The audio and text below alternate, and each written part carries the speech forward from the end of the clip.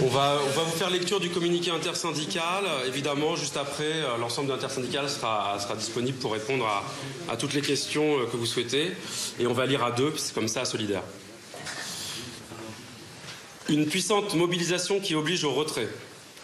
Ce 19 janvier, partout sur le territoire, plus de 2 millions de travailleuses et travailleurs et de jeunes se sont mobilisés, mis en grève et ou ont manifesté, dans le public comme dans le privé, contre la réforme des retraites de ce gouvernement.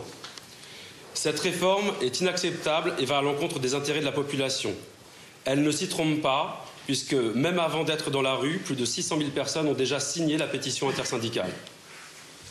Les travailleuses et les travailleurs aspirent à partir à la retraite en bonne santé et avec un niveau de retraite qui permette de vivre dignement.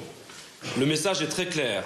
Le gouvernement doit renoncer à la fois à l'âge de départ à la retraite à 64 ans et à l'accélération de la cotisation de la durée à l'accélération de l'augmentation de la durée de cotisation.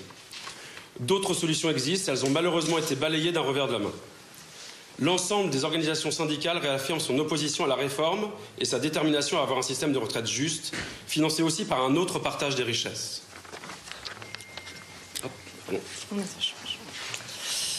Afin de renforcer et d'inscrire dans la durée cette première mobilisation massive, les organisations syndicales appellent dès à présent à une journée de grève et de manifestation interprofessionnelle.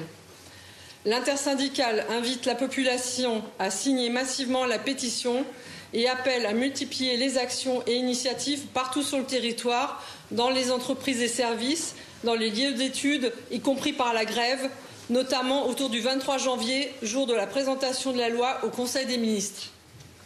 Elles appellent les salariés et les jeunes à préparer des assemblées générales pour discuter des poursuites de la mobilisation. Et alors que le gouvernement appelle les organisations syndicales à être responsables et à ne pas bloquer le pays, nous réaffirmons qu'il est et sera le seul responsable de cette situation, puisque 9 travailleuses et travailleurs sur 10 rejettent cette réforme injuste et brutale. Nous sommes unis et déterminés à faire retirer ce projet de réforme des retraites. C'est pourquoi l'intersyndicale appelle à une nouvelle journée de grève et de manifestation interprofessionnelle le 31 janvier. L'intersyndicale se réunira le soir même. Voilà, merci.